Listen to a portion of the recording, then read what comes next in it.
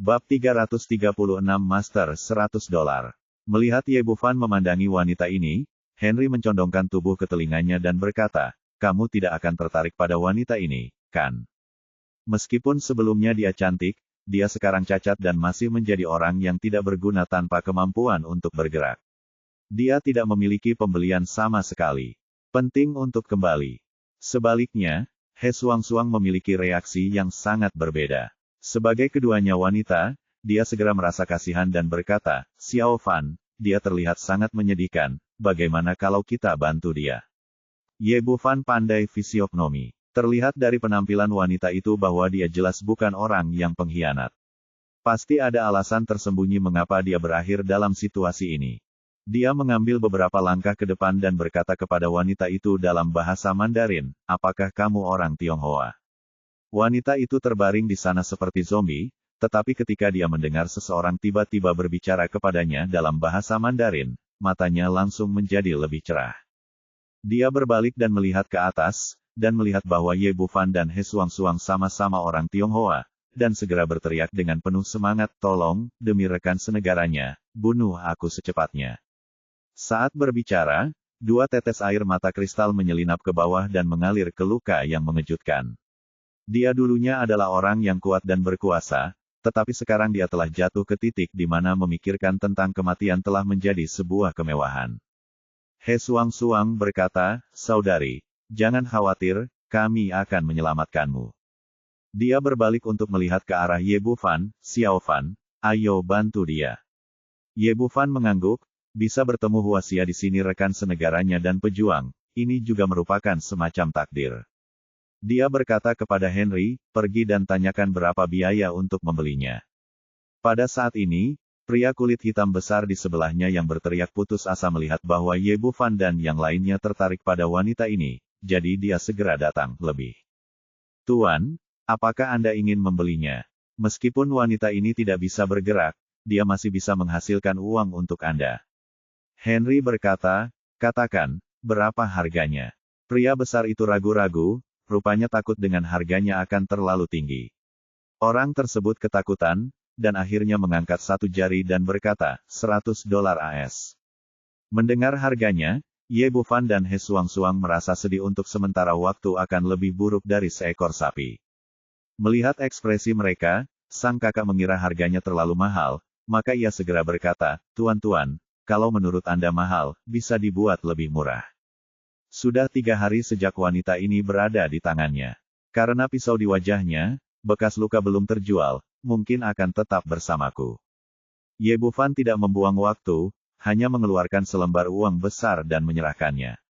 Pria besar itu mengambil uang itu sambil tersenyum dan berkata, "Tuan yang terhormat, wanita ini milik Anda mulai sekarang. Saya masih memiliki banyak barang bagus di sini, apakah Anda ingin melihatnya lagi?" "Butuh." Setelah itu, dia hendak membawa wanita di atas tikar jerami itu pergi, tetapi saat ini seseorang di sebelahnya berteriak, "Tunggu sebentar, aku ingin wanita ini." Semua orang berbalik dan melihat seorang pemuda berkulit gelap pria berjalan mendekat. Pria ini berpakaian bagus, dan dia jelas berasal dari keluarga kaya, dan di belakangnya ada 7 atau 8 pria kulit hitam yang tinggi dan kuat. "Tuan Elton, Anda di sini." Pria besar itu sangat akrab dengan pemuda ini dan langsung menyapanya dengan tatapan menyanjung. "Berhenti bicara omong kosong." Elton menunjuk wanita di atas tikar jerami dan berkata, "Berapa harga wanita ini?" "Saya menginginkannya, Tuan." "Elton, maaf, saya baru saja menjual wanita ini."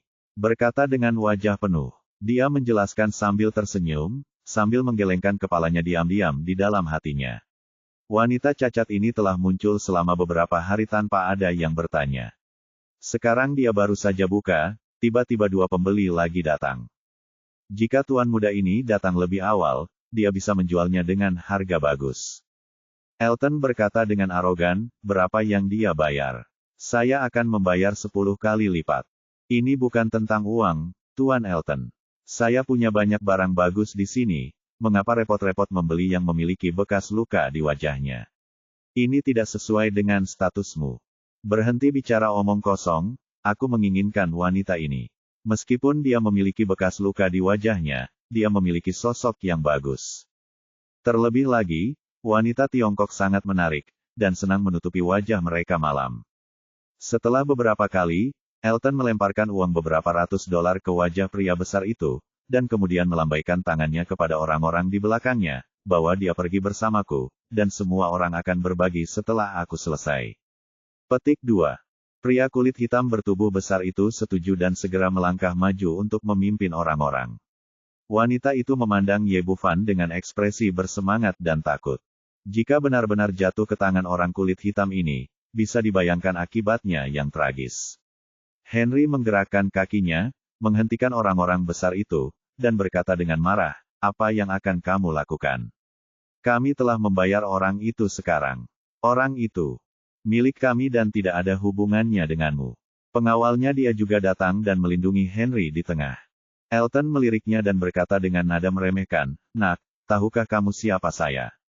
Jangan berpikir bahwa memiliki beberapa dolar bukanlah apa-apa. Biar ku beritahu, ini suku Zuma.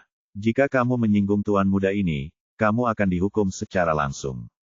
Potong dan berikan kepada elang. Jika kamu bijaksana, serahkan wanita itu sesegera mungkin, jika tidak, kamu tidak dapat menanggung akibatnya." Ye Bufan menggelengkan kepalanya sedikit. Sepertinya itu generasi kedua orang kaya di seluruh dunia suka bertanya satu sama lain tentang diri mereka sendiri.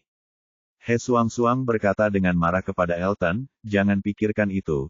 Ini adalah rekan kita, tidak ada di antara kalian yang bisa membawa mereka pergi." Setelah mengatakan itu, dia langsung mengambil wanita itu dan menggendongnya di punggungnya. "Tidak ada yang bisa membawa wanita yang kuinginkan bersamaku. Cepat letakkan untukku, jika tidak, kamu tidak akan bisa makan dan berjalan-jalan." Elton memandang Ye Bufan dan Henry dan berkata, "Bersikaplah bijaksana dan serahkan ini wanita sesegera mungkin. Jangan main-main dengannya." Tuan muda ini marah. Ye Bufan meliriknya dan berkata dengan dingin, "Monyet berkulit kuning, apakah kamu mencari kematian? Tahukah kamu siapa aku?" Elton selesai. Dengan lambaian tangannya, dia berteriak kepada orang-orang di belakangnya, bahwa wanita itu kembali bersamamu. Mereka melewati Henry dan keempat pengawalnya, dua di antaranya pergi untuk menghentikan Ye Bufan, dan sisanya pergi merebut wanita itu dari He Suang-Suang. Gerakan mereka terampil dan pembagian kerja teratur benda. "Mencari kematian," teriak Ye Bufan, dan kedua pria kulit hitam itu terbang keluar.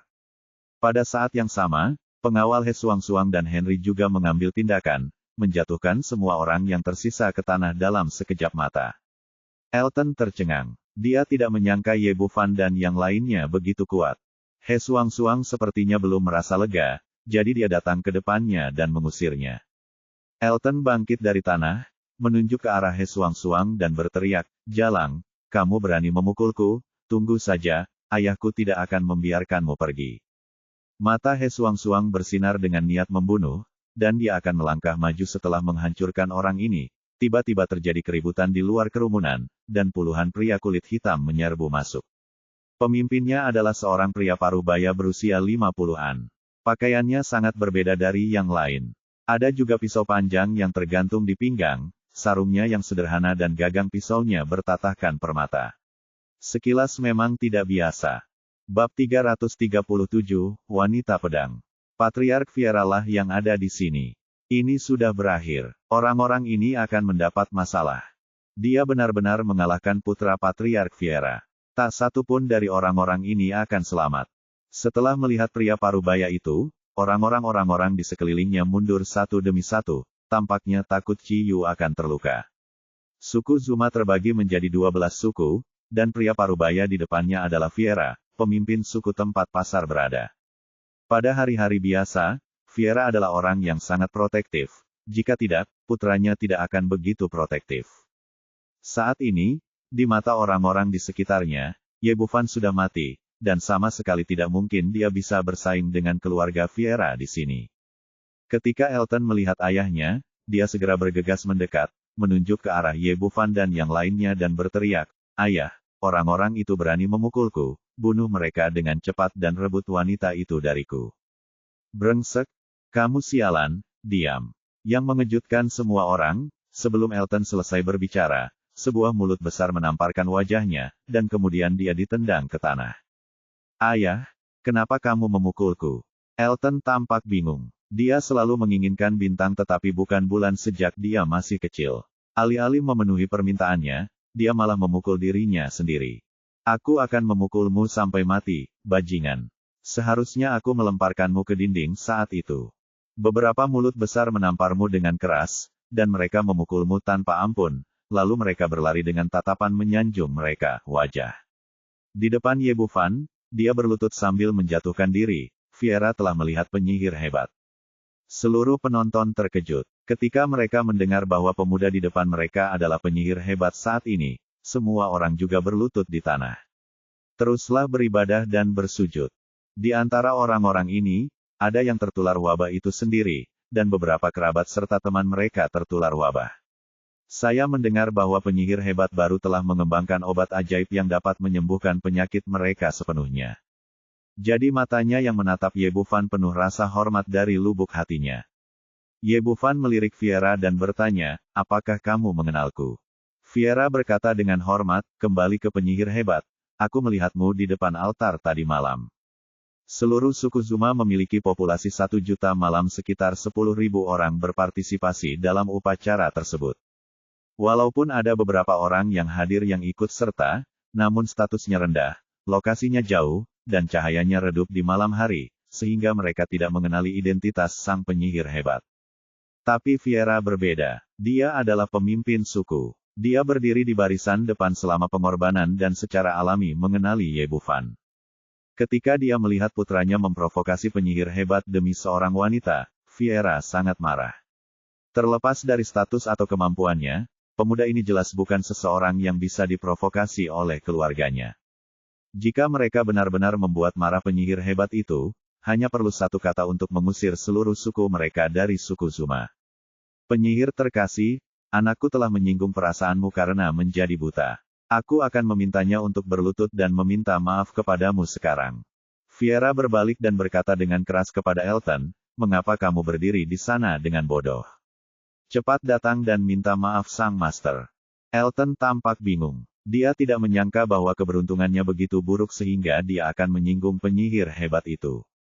Meskipun dia terbiasa sombong, dia juga tahu bahwa keluarganya tidak bisa dibandingkan dengan status penyihir hebat, jadi dia bergegas dan berlutut sambil terjatuh. Penyihir agung yang terkasih, maafkan aku buta, aku menyinggungmu, tolong hukum aku. Ye Bufan mengusir Elton dan menendangnya lebih dari 10 meter, kali ini saja, jika saya menemukan Anda melakukannya, hal semacam ini di masa depan, aku akan langsung mengebirimu. Dia selalu ingin kembali ke Tiongkok secepat mungkin, dan tidak ingin terlalu mengkhawatirkan orang-orang kecil ini. Terima kasih, penyihir hebat, terima kasih, penyihir hebat. Meski tendangannya memalukan, Fiera dan Elton sama-sama bersyukur. Dengan keagungan penyihir hebat di seluruh suku, tidak ada yang akan mengatakan tidak untuk membunuh Elton. Bagaimanapun, menyinggung penyihir hebat adalah kejahatan serius, dan bahkan putra pemimpin klan pun tidak kebal. Penyihir hebat, untuk mengucapkan terima kasih atas kebaikan Anda, terimalah hadiah kecil ini. Kata Fiera sambil melepaskan pisau dari pinggangnya, memegangnya dengan kedua tangan dan menyerahkannya ke atas kepalanya, kepada Ye Bufan. Dia mendapatkan pisau ini secara kebetulan. Dia sangat menyukainya di hari kerja. Hari ini, untuk berteman dengan penyihir hebat, dia dengan enggan memberikannya sebagai hadiah. Ye Bufan mengambil pisaunya. Di gagang guntingnya tertulis 4 karakter Tiongkok kuno, pedang naga dan phoenix. Dengan tarikan lembut, dia mengeluarkan pisau dari sarungnya, dan cahaya dingin tiba-tiba muncul. Dengan tangan sedikit terbuka pada gagang pisau, pisau itu langsung terbelah menjadi 2 bagian, masing-masing berisi udara dingin.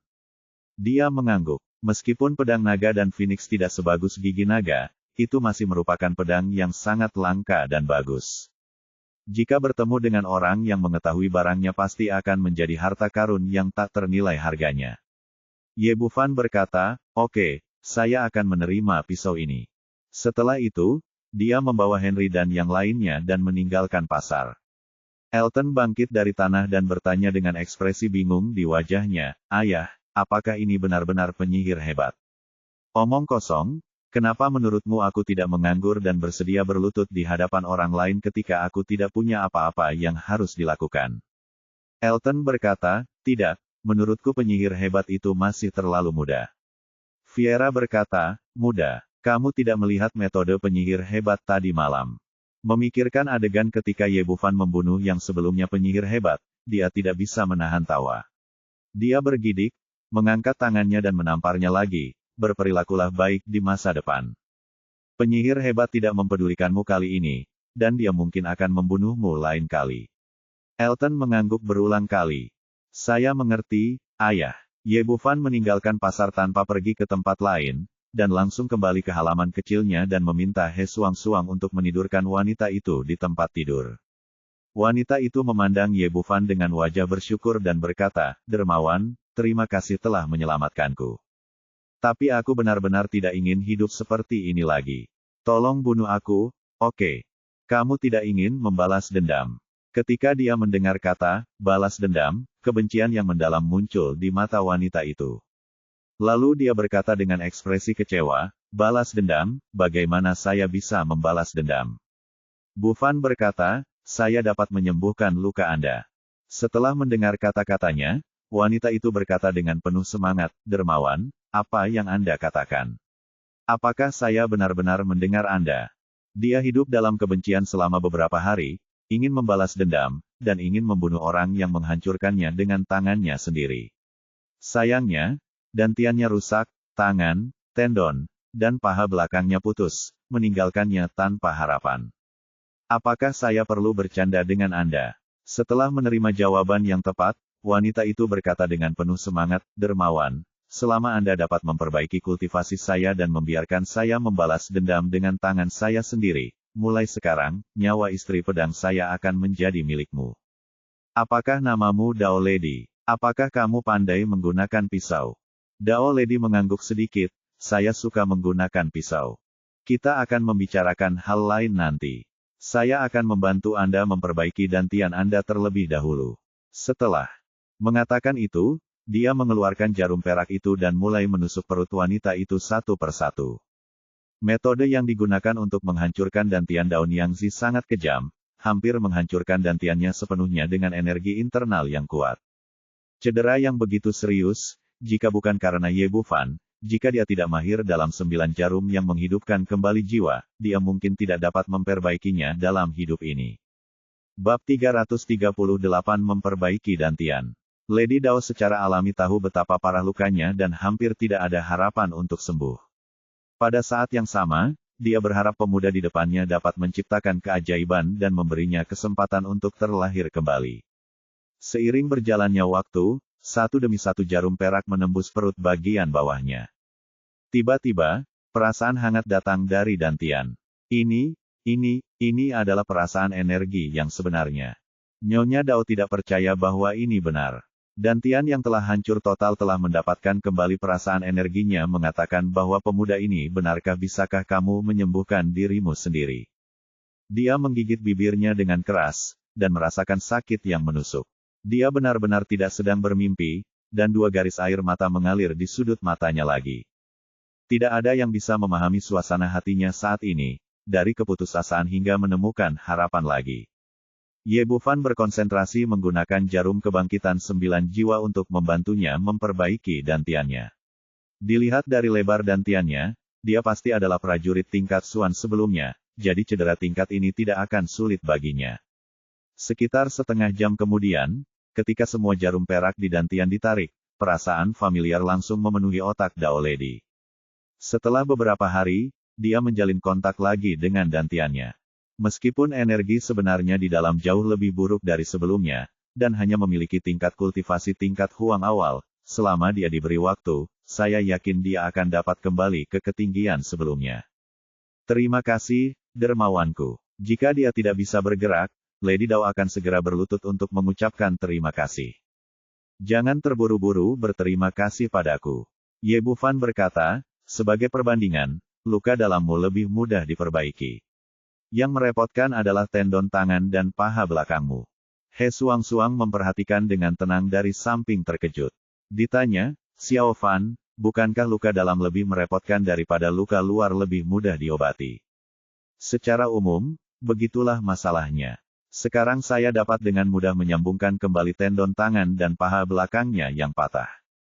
Begitulah. Kekuatannya nadinya masih jauh dari cukup, dan kultivasinya dalam kehidupan ini hanya bisa berhenti pada titik ini, dan dia tidak bisa lagi berkembang. Ye Bufan memandang daun Yangzi dan berkata, kamu punya dua pilihan sekarang. Sambungkan kembali tendon tangan dan paha belakang Anda, tetapi tingkat kultivasi Anda paling banyak akan mencapai ketinggian sebelumnya dan tidak dapat ditingkatkan lebih jauh. Begitu dia mengatakan ini, kilatan kebencian yang mendalam melintas di mata Lady Dao. Dermawan saya pilih. Yang kedua.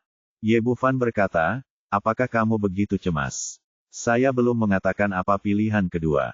Tidak peduli apa itu, saya tidak punya pilihan. Saya tidak bisa membalas dendam. Saya tidak bisa hidup tanpa balas dendam. Itu tidak masuk akal.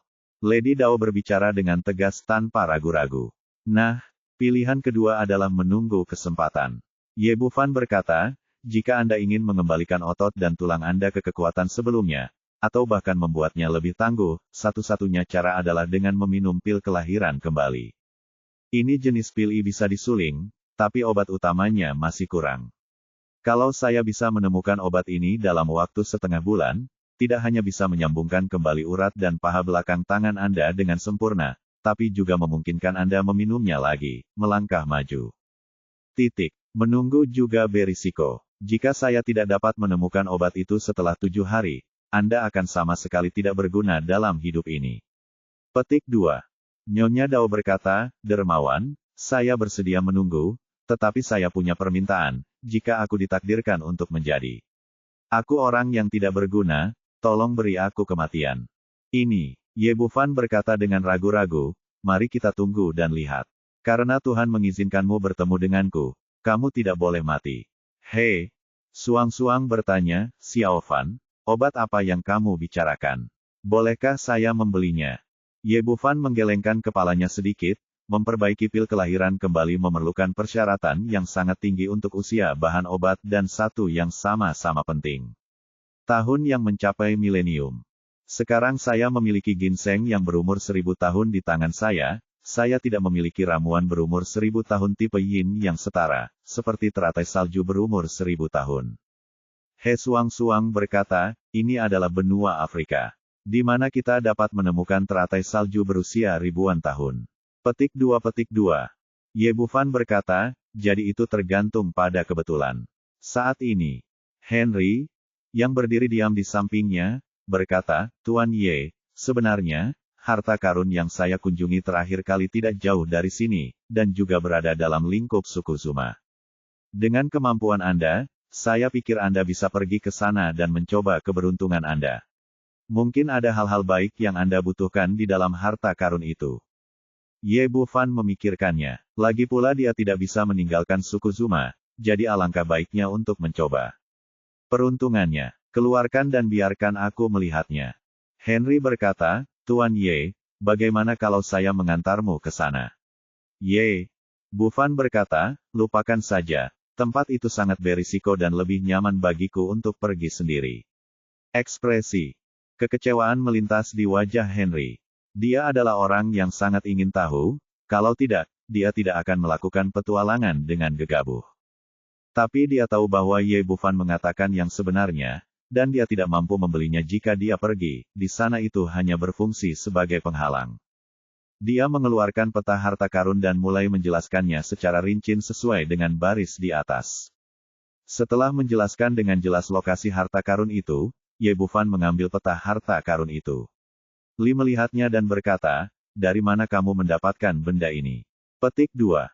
Saya membelinya dari pelelangan secara kebetulan.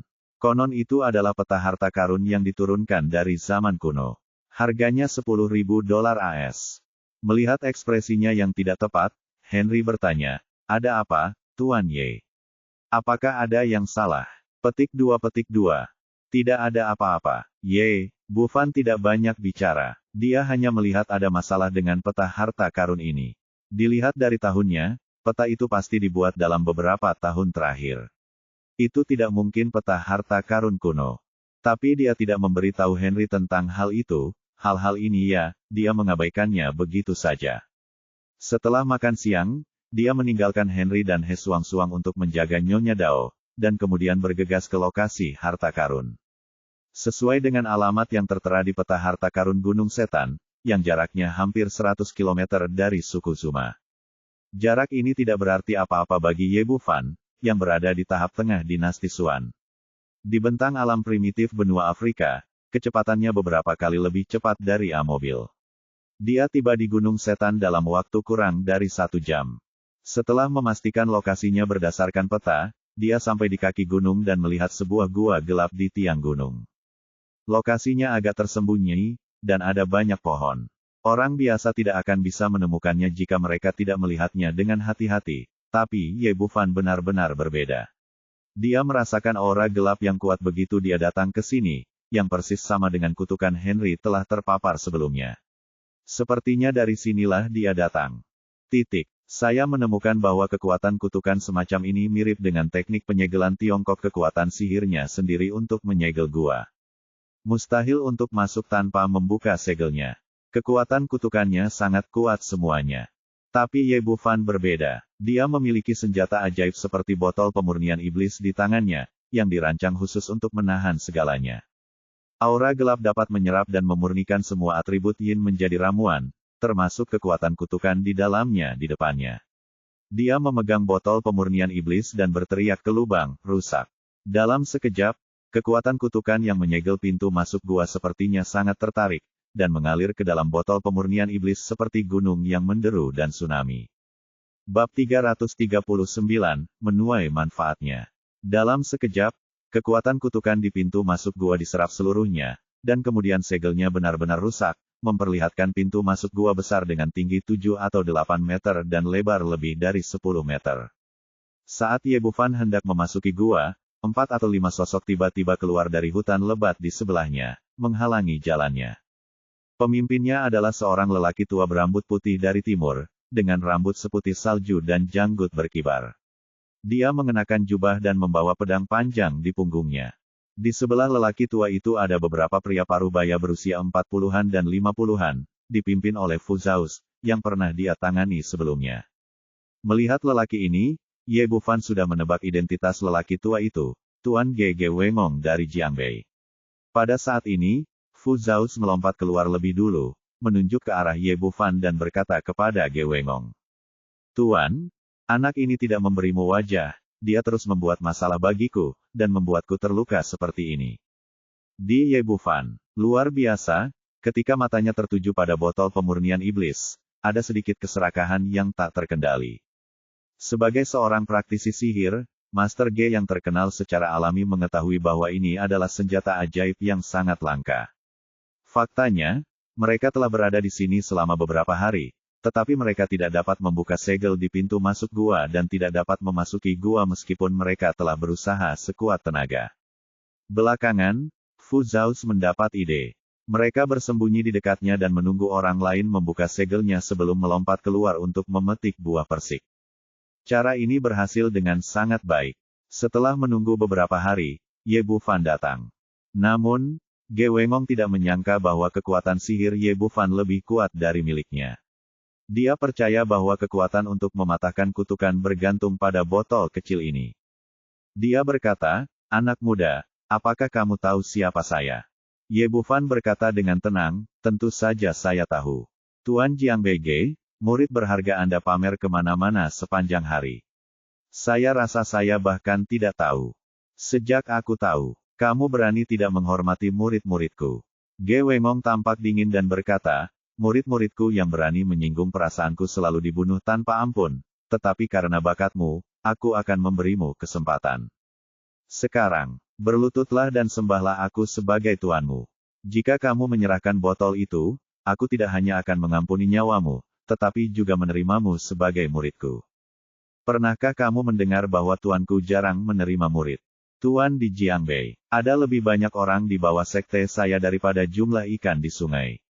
Ini adalah kesempatan langka. Nak, manfaatkan kesempatan ini dengan cepat, jika tidak, kamu akan menyesalinya.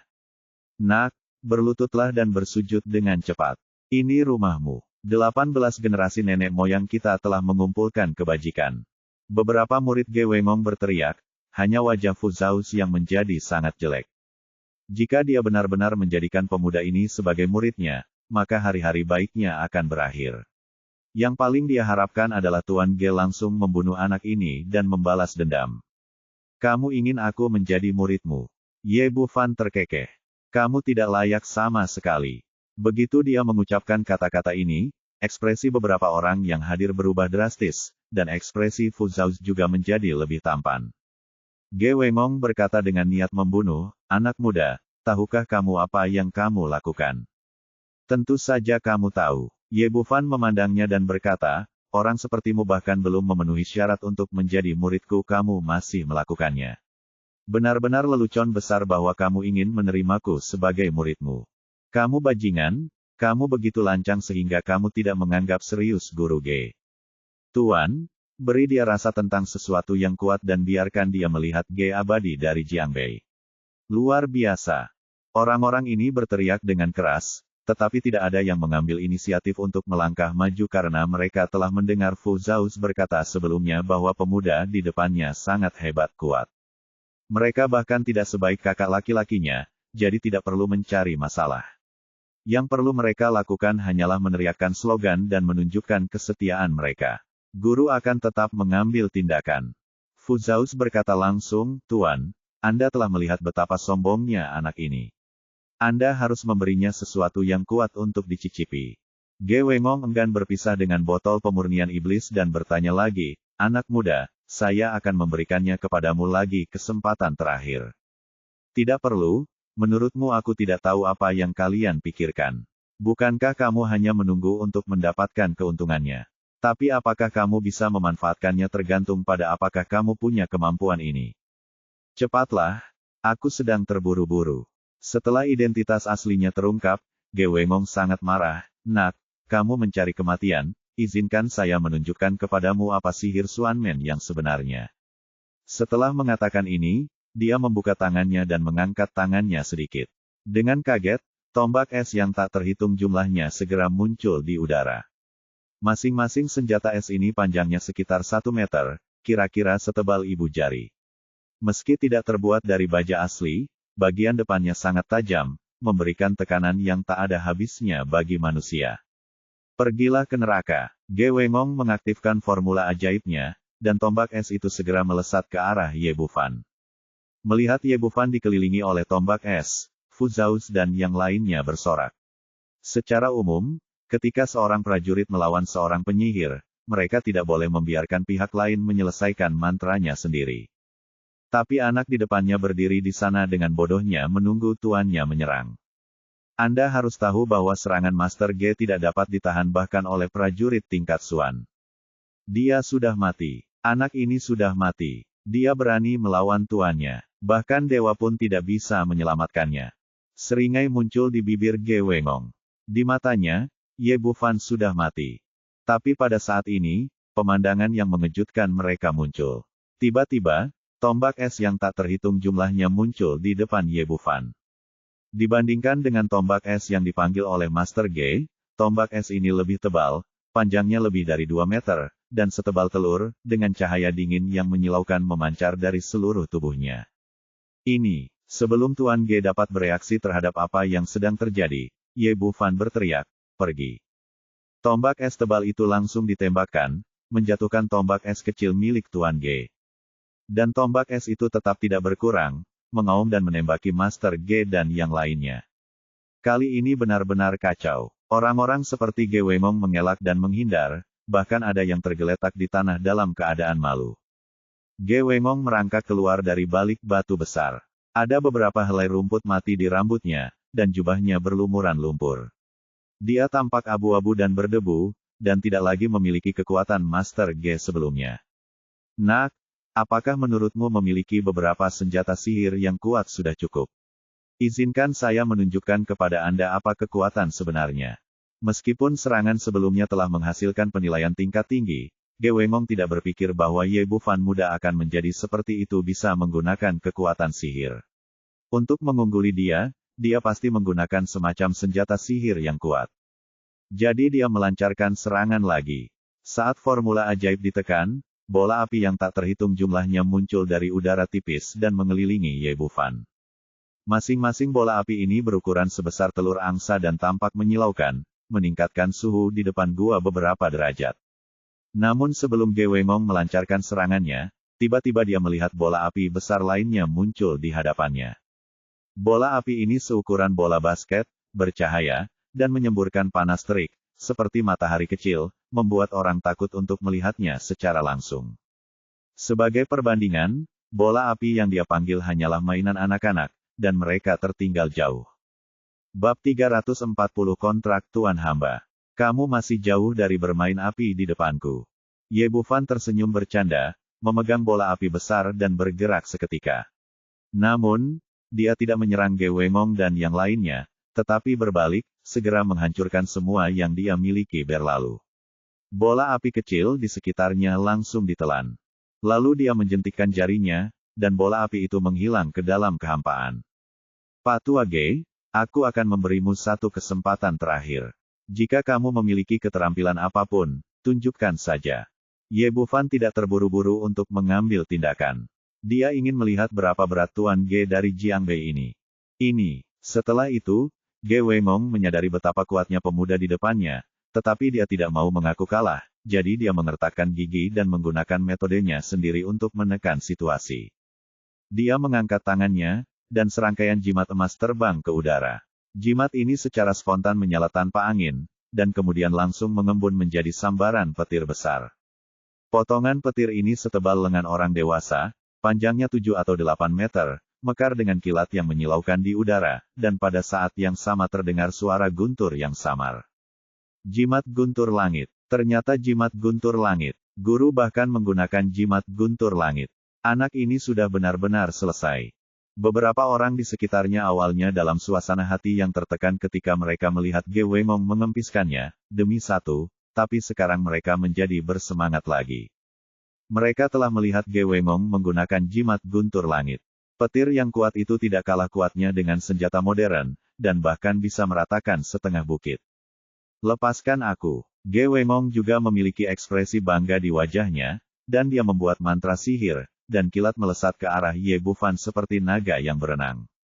Menurutnya, pemuda ini mungkin sebenarnya memiliki beberapa kemampuan, namun berdiri diam dan membiarkannya menyerang tidak ada bedanya dengan mencari kematian. Di mata beberapa orang yang bersemangat, Lightning mendatangi Ye Bufan dalam sekejap. Nak, pergilah ke neraka. Fu Zhaoz langsung mengepalkan tinjunya. Itu tipuan kecil. Ye Bufan tersenyum dingin, mengulurkan tangannya dan meraih petir. Apa yang akan dilakukan anak ini? Apakah dia gila? Menurutmu dia bisa melawan jimat guntur langit milik guru? Petik 2. Sombong, tunggu sebentar dan dia akan tahu betapa menyedihkan kematiannya. Namun kemudian mereka benar-benar tercengang. Petir tebal menyambar ke telapak tangan Ye Bufan dan berubah menjadi bola petir seukuran bola tenis meja, dengan kilatan petir di permukaannya. Bagaimana ini mungkin? Melihat Ye Bufan menahan petir dengan tangan kosong, semua orang tercengang. Ge Wengong berteriak kaget, bentuk segel di kehampaan, kendalikan alam semesta. Apakah kamu ahli sihir? Dia selalu berpikir bahwa Ye Bufan muda tidak akan pernah melampaui dirinya sendiri dalam kultivasi, dan harus mengandalkan senjata ajaib yang kuat. Tapi sekarang dia bisa melihat dengan jelas bahwa Ye Bufan adalah ahli sihir sejati, yang beberapa blok lebih tinggi darinya. Ye Bufan bermain dengan bola petir di tangannya dan melihat orang-orang di depannya, dengan niat membunuh yang luar biasa keluar dari sekujur tubuhnya. Tuan, kasihanilah. Tuan, kasihanilah. Merasakan niat membunuh yang kuat dalam diri Ye Bufan, Ge Wengong berlutut sambil menjatuhkan diri.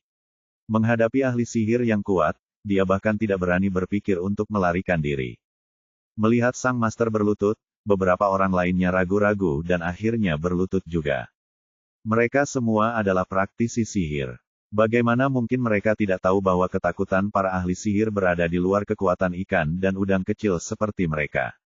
Ye Bufan memandang Ge Wengong dan berkata, muridmu memprovokasi saya satu demi satu, dan Anda mengingini harta saya dan menyerang saya. Apakah menurut Anda saya harus membunuh Anda? Tuan, kasihanilah saya, Tuan, kasihanilah saya. Ge Wengong bersujud dan memohon satu demi satu. Dia berkata, Tuan Ye, kamilah yang buta. Tolong biarkan kami pergi kali ini. Saya bersedia memuja Tuan Ye sebagai guru saya. Menyembahku sebagai muridmu. Ye Bufan tersenyum dingin, aku baru saja mengatakan bahwa kamu bahkan tidak memenuhi syarat untuk menjadi muridku. Aku, Ge Wengong tersipu. Kata-kata seperti itu, tapi aku tidak menyangka suatu hari nanti akan menimpaku. Merasakan kekuatan besar dari bola petir, dia dengan cepat berkata lagi, Tuan Ye, saya bersedia menjadi budak Anda dan melayani Anda sepanjang hidup saya. Ye Bufan berpikir sejenak, tidak ada gunanya membunuh orang tua ini. Bagaimanapun, dia adalah seorang budak. Kehidupan manusia terpelihara, dan mungkin berguna di masa depan. Baiklah kalau begitu, aku akan menganggapmu sebagai budakku. Kata Ye Bufan sambil berpikir, dia memasukkan bola petir ke dalam ring penyimpanan, lalu mengulurkan tangan kanannya dan menggambar bintang berujung 6 di udara. Ge Wengong dan yang lainnya bahkan lebih terkejut ketika mereka melihatnya. Mereka sangat menyadari kekuatan bola petir. Ye Bufan dapat dengan mudah menghilangkannya begitu saja.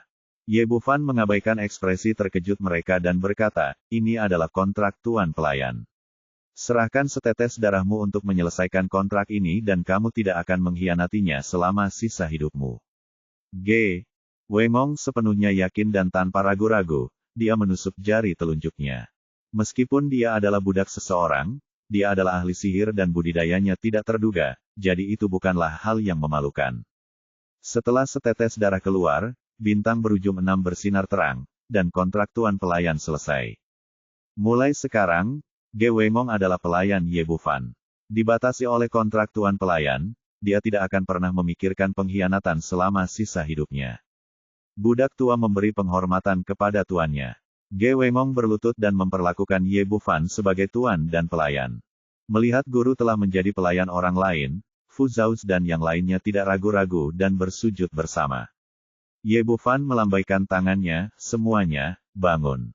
Semua orang berdiri. Fu Zhaoz masih berlutut di tanah, bersujud kepada Ye Bufan lagi dan berkata, saya telah menyinggung tuan sebelumnya, jadi saya meminta tuan untuk menghukum saya. Petik 2. Lupakan saja. Yah, karena kalian semua adalah pelayanku, tentu saja aku tidak perlu peduli dengan bangsaku sendiri. Selama aku melakukan hal-hal baik di masa depan, kentunganmu akan sangat diperlukan. Fu Zhaoz akhirnya menghela nafas lega ketika dia mendengar bahwa Ye Bufan tidak mempedulikannya. Jika tidak, Ge Wengong akan melakukannya bunuh diri. Ye Bufan melirik Ge Wengong dan bertanya, bagaimana kamu menemukan tempat ini? Kembali ke Master, saya tidak sengaja memotret peta harta karun di pelelangan dan datang ke sini sesuai dengan instruksi di peta harta karun. Saya ingin melihatnya itu. Mari kita lihat apakah ada kemungkinan. Ge Wengong berkata sambil mengeluarkan peta harta karun yang digambar di kulit domba dan menyerahkannya dengan kedua tangan. Ye Bufan mengambilnya dan melihatnya. Peta harta karun itu tampak sangat primitif. Meski bentuknya berbeda, isinya persis sama dengan milik Henry. Dan benda ini sekilas terlihat seperti replika, dan umurnya tidak boleh lebih dari 3 tahun. 2 peta harta karun tiba-tiba muncul, dan targetnya menunjuk ke sini. Tapi sekarang saya tidak terlalu peduli tentang itu. Sekarang saya di sini, saya harus masuk dan melihatnya. Ayo, masuk. Setelah Ye Bufan selesai berbicara, dia memimpin semua orang menuju gua. Gua itu sangat besar, dengan pintu masuk yang kecil dan bagian dalamnya yang lebar. Selain itu, dinding batu gua terbuat dari bahan yang tidak diketahui, dan samar-samar memancarkan cahaya neon yang redup, namun tetap memungkinkan orang untuk melihat segala sesuatu di dalam gua dengan jelas. Setelah berjalan beberapa saat, aroma samar tercium. Ye Bufan mengendus dan ekspresinya tiba-tiba berubah. Sepertinya yang dikatakan Henry benar, memang ada hal baik di sini. Pada saat ini, dia tidak lagi ragu-ragu dan memimpin semua orang menuju gua.